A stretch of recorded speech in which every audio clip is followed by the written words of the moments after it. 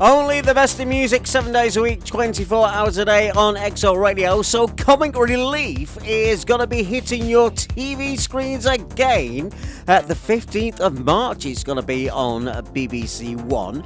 Now then, rumours have it that Lenny Henry isn't going to be performing or presenting Comic Relief after this year. Is that right or is that wrong? We're going to find out in just a few moments' time from Sir Lenny Henry in just a couple of minutes from now. But just to get you in the mood for Comic Relief, how many famous voices can you hear right now on this trailer? And then we're going to catch up with none other than Sir Lenny Henry. He's on my show in just a few moments. Okay, like I said in the email, we want this to be the best Red Nose Day ever. Everybody's got to do something funny for money. So, what have you got?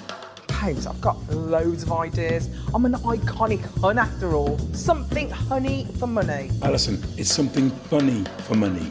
Ah, right, I missed that one. Lenny, you could join me. I'm singing for 24 hours. Yes! I can't keep snogging people on the show. I've got to stop. Well, unless it was Dwayne The Rock Johnson, I'd snog him, yeah. Fancy another one? Yeah, just one. I'm at the Palladium doing the comedy gig. You know this! Ah, of course. So I was thinking I could do a sponsored silence for an episode of my podcast. So it'd be like this. I am still workshopping ideas, if I'm honest. Lenny, darling, I'm so excited for Red Nose Day. Actually, I'm just about to take off for my sponsored skydive. Lenny Henry. So before we go any further, I just need to ask one question. It's been in the news, it's all over the papers, that you are not going to be hosting or getting involved with Comic Relief anymore. Is that correct? Can we put the record straight here, for, just for the start, and then we'll talk about everything else? I'm not going to be hosting any more Comic Reliefs after this. I will make special appearances because I'm a life president. Oh, right, yeah. I'll be doing fundraising stuff, but I just won't be hosting on the night. I'll probably still do documentaries and announcements and things, but this is my last time of hosting the evening. I've only ever had one night off, and that was when I did Othello at West Yorkshire Playhouse.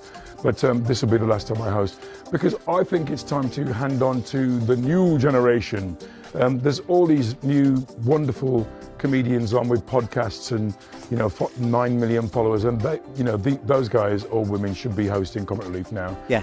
So that the young people and the new influx of viewers can plug into the next stage of Comic Relief, because there will be a next stage, and because we want to continue tackling issues of poverty and injustice, and it's time to hand over the reins, as it were. Well, I'm sure many people are going to miss your face hosting Comic Relief, but over the years, it's been one of those, iconic programmes that comes round every year. But what is more significant to you, and what are the best memories that you've had while you've been hosting Comic Relief? I think every trip to a project, I mean, all the comedy stuff is great, but every time I've been to the continent of Africa or been to projects in the UK and seen just what the British public's money does in terms of poverty and injustice, it's so inspiring that people at home who are struggling themselves, because don't forget, people are going through incredibly tough times at the moment with the cost of living crisis.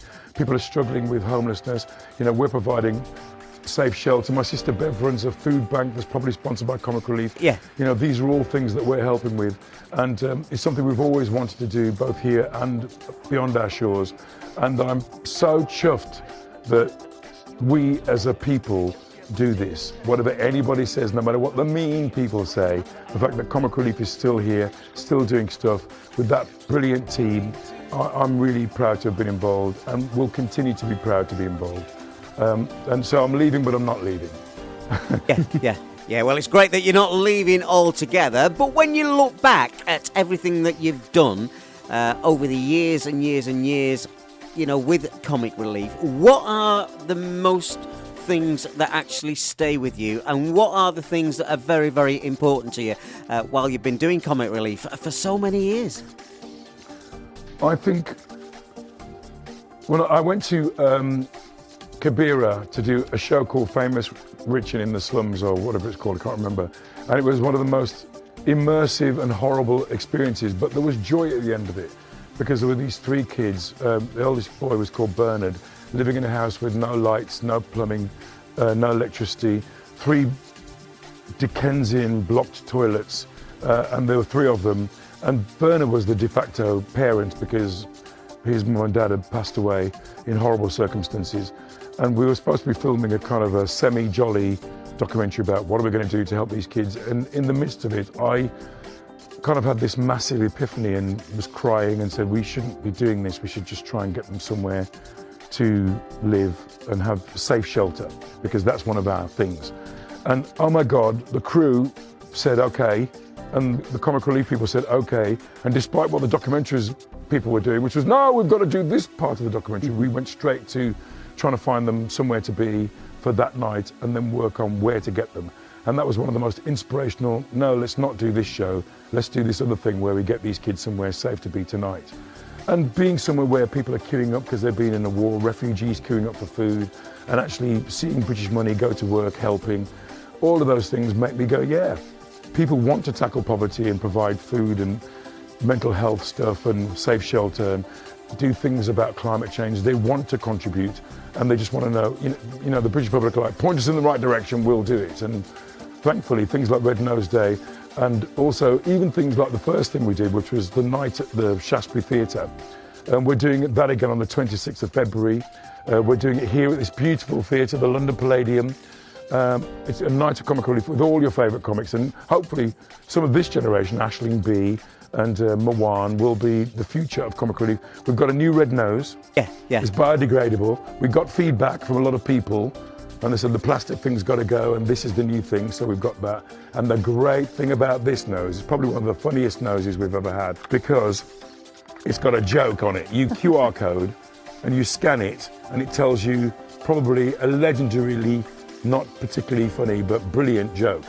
So I would do that. They're £2 from Amazon. They're really good. We've just played an exclusive trailer, and apparently you've got some really, really big names on this year, of course, obviously with you presenting your last ever comic relief. But Joan Collins, skydiving. I actually met Joan Collins many, many years ago. I've interviewed her a couple of times, but Joan Collins skydiving. Are you having a laugh, Lenny? Come on, is she really going to do it? Yes, I think that's going to happen for comic relief. It's going to be good. And we've got loads of guests on the night. We can't tell you any of them. Musical performances, we love those. All your favourite comedians, all your favourite hosts. It's going to be fantastic. I think there's going to be a late night look back with me hosting. It's going to be sensational. And people need to watch. If you need more information, bbc.co.uk/Red Nose Day, and everything is there. I'm really looking forward to it. I think it's going to be one of the best nights of my life, so people need to watch. Absolutely amazing, Joan Collins. Well, apart from Joan Collins skydiving out of a plane for comic relief, the sky is really the limit, isn't it? And we're trying to raise so much more money this year than ever before. And not only because you are presenting for the final time on comic relief, but everything else. Yeah, and the films are beautiful, beautifully made. And I just want to say if I've never said it before, a huge thank you to everybody who works behind the scenes on comic relief. It doesn't happen, it's not just me and Richard in a room going, what are we going to do? It's everybody in a room. It's all the camera crews, it's all the editors, it's all the sound people. It's all the people who think of ideas and all the writers and all the people who give their time for free. And of course the British public. We're so proud of the British public for helping us get over £1.5 billion. But the work continues. The problems seem to multiply every day and don't go away. And we want you to know that Comic Relief is here. And if you'll back us, we'll keep going. Sir Lenny Henry, thank you very much indeed for promoting Comic Relief. It's going to be on your TV screens the 15th of March on BBC One. My thanks to Lenny Henry and everybody else involved. Thank you very much indeed. Right, more music coming up for you, XO Radio. It's all coming up for you this Wednesday afternoon. Matthew David. XO Radio.